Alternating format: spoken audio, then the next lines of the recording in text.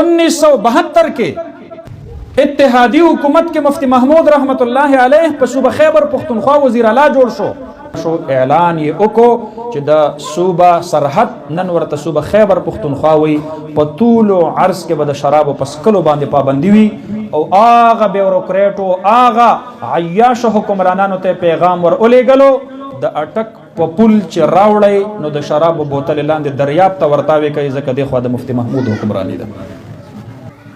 مفتی محمود رحمت الله علیه اعلان وکړو چې د خیبر پختونخوا په سرکاري او دفترونو کې به د پینټ شرټ په ځای باندې د کمیس او د پرتوګ د شلوار او د قمیص استعمال کیږي او دا آفیشل ډریس ډیکلیئر شو، آفیشل یونیفارم ډیکلیئر شو چې د خیبر پختونخوا افسر د لپاره پینټ شرټ اخوستل لازمی نه دي بلکې د یونیفارم دا به کمیس او پرتوګ وي.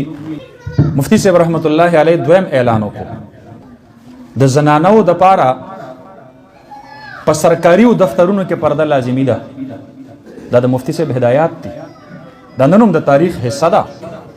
دې ته ویل کېږي آزاد قوم چې خپل خورلڼو ته یو آزاد د خپل علاقه او د خپل مذهب او د خپل تهذیب مطابق د حیا او د پردې دغه حکمنامه جاری کړله. مفتی محمود صاحب رحمت الله علیه اعلان وکړو د خیبر پختونخوا په سرکاري او دفترونو کې به اردو دا سرکاري ریاستی صوبایي لسان وي، لہذا افسران چې یو بل ته هدایت نامې جاری کړي دا به په اردو کې جاری کړي. زما خپل قومي ژبه ده، زه ولې په انګلیش کې نوټیفیکیشنز کوم؟ آیا انګریزي زما قومي ژبه ده؟ دا غلامي چرته خو په چین کې چانه ده کړي. چین ته چې څوک لاړ شي د ډاکټرۍ د پاره نو اول چاینیز د کوي هغه نو وروسته په چینی ژبه کې ډاکټر جوړیږي. مفتی محمود صاحب رحمت الله علیه اعلان جهیز چې د غریبانو زنانو د کورونو د جوړېدلو په لار کې لوی رکاوټ وو هغه باندې د پابندۍ اعلان وکړ. دا ممنوع وي. احترام رمضان آرډیننس مفتی محمود رحمت الله علیه جاری کو چې د رمضان په میاش کې کلاو په سړک برسر عام کو څوک په خوراک سکاک ورسولی شو دا قابل دست اندازی پولیس جرم دی، دا سړی به سزا کیږي. قرآن بورډ جوړ شو، د اسلامیاتو استادان په سکولونو کې ولګېدل، د عربی استادان ولګېدل، قاریان استادان ولګېدل، د مدرسې شهادت العالمیه هغې له د ام برابر درجه ورکړله او د هغې 9 میاشتې مختصر حکومت د هغې د ختمېدلو نه وروستو حضرت مفتی محمود صاحب رحمت الله علیه 1973 کې د پاکستان د نوي جوړېدونکي آئین په دوران کې څومره لوی خدمت کړی دی ځوانانو د دې نه ځان خبر کړي. تاسو چې نن وایئ چې په آئین پاکستان کې وړاندې جمله لیکلې ده چې حاکمیت اعلی به د الله وي، د عوامو به نه، حالانکه جمهوریت ویل کېږي دې ته چې په هغې کې حاکمیت اعلی د عوامو وي.